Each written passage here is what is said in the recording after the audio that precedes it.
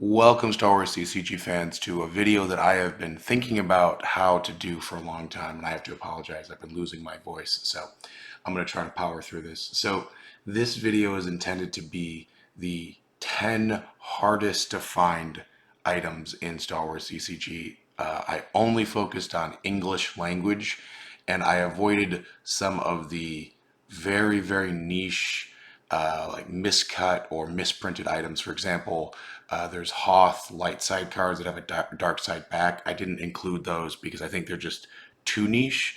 So these are all mainstream products that I, as a collector, had a really hard time tracking down. They either don't come up for sale very often, or when they do, they're not in good condition. So I tried to make this a really diverse list. And I didn't just want it to be, every single Reflections 3 foil that's an ultra rare. So this is my attempt at producing a diverse list. So I believe there's 10 cards on this, and they are all, well, let's just jump into it. So in 10th place, White Border Daggerbot. White Border Daggerbot was severely underprinted because it was released right around the time of Endor and Death Star 2 coming out. So if you were a player, why would you buy this, right? Like, why would you make a choice to buy White Border Daggerbot, which was an unpopular set, over sort of the new sexy stuff? So there just wasn't much of it printed. It's hard to track down. The white border cards, I think people also sort of, poo-poo on a little bit, but I think the white border Dagobah set is worth more than, like a Endor set, at this point. So these are really hard to track down. Took me a long time to find, white border Yoda and stuff. So this is 10th place, the white border revised Dagobah set. I know some people are going to say, "Well, I have it." Well, do you have all of it? Right? So that's sort of the key indicator there. In next place, I have the Premier Vader, and I'm going to stipulate, like, yes, there's, I think, 1 million Premier Vaders out there, but how many of them are actually in mint condition? This is a special case because so many of these were printed poorly back in the day. Like, look at this centering on this guy, right? So not only was this card played a whole bunch, but Decipher was still figuring out how to run, printing and, the machinery and stuff. So the quality control on these is pretty bad. So to actually find a good looking Vader and not one that's seen the, troubles of time, it is very hard. And so that's why I have him in ninth place, because to actually get a Vader that looks decent requires a bit of trekking and a lot of moderate play, light play, little scuffs. But Premiere has not aged super well, just because it was played a ton and a bunch was made, but a bunch was also lost. So this isn't a card that only a few were printed, but many of them, had a rough time of it. So next, we're gonna jump into the Reflections 2 box toppers, specifically the sealed ones. So on the top of a Reflections box, you got one of these as a free promo. Great, very generous.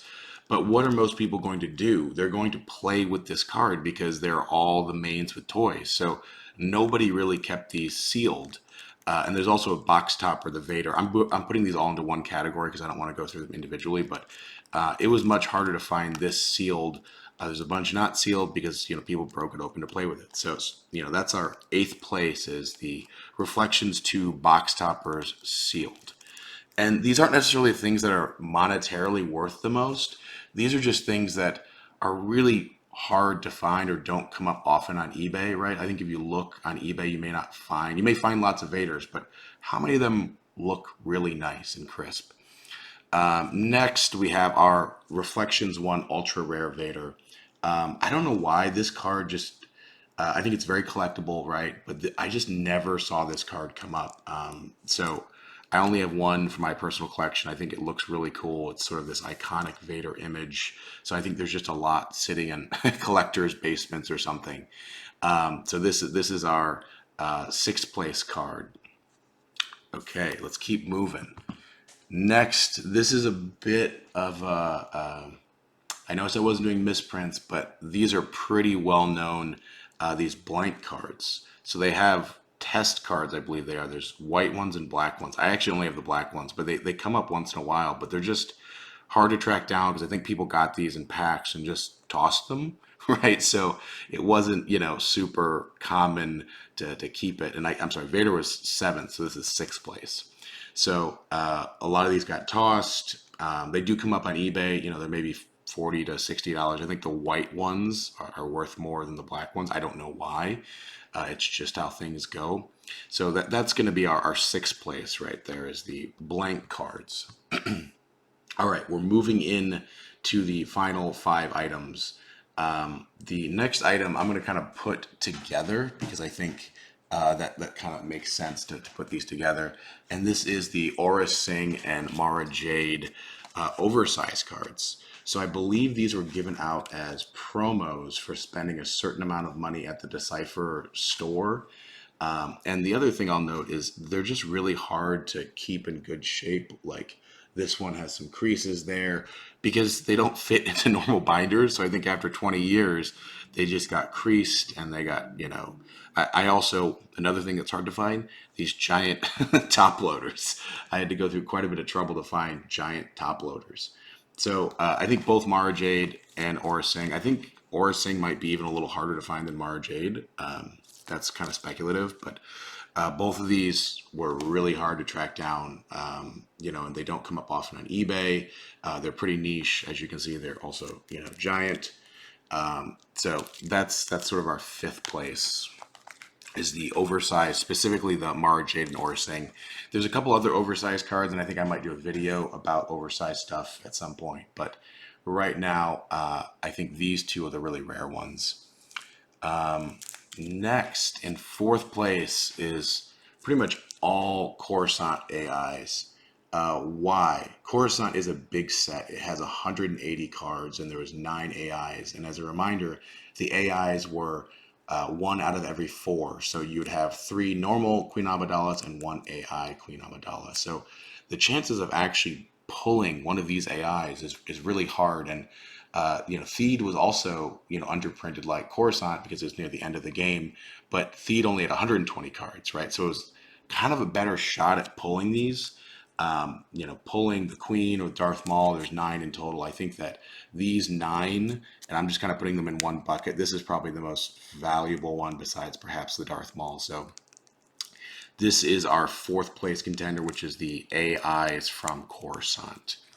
All right, next, I feel like people kind of know what's coming, but next we have our shiny Carillion Corvette. This is from the tournament foils. And why is this special? So the Carillion Corvette as well as the Imperial class Star Destroyer were given out as promos for attending DecipherCon, I believe 2000. And you got to choose between a Carillion Corvette and an Imperial class Star Destroyer when you attended the event. And my understanding is they printed roughly the same amount of them, perhaps a little bit more of the Corvettes, but the Corvettes went on to be prize support. So there's a few more of these floating around than the Imperial class Star Destroyer. So this is a super cool card. These have just gone absolutely bonkers in value recently. I think one just sold on eBay for like $750 or something. So really sought after card. Very cool and kind of an interesting history there, as you had to basically attend DecipherCon or win it at a tournament. So that is our third place.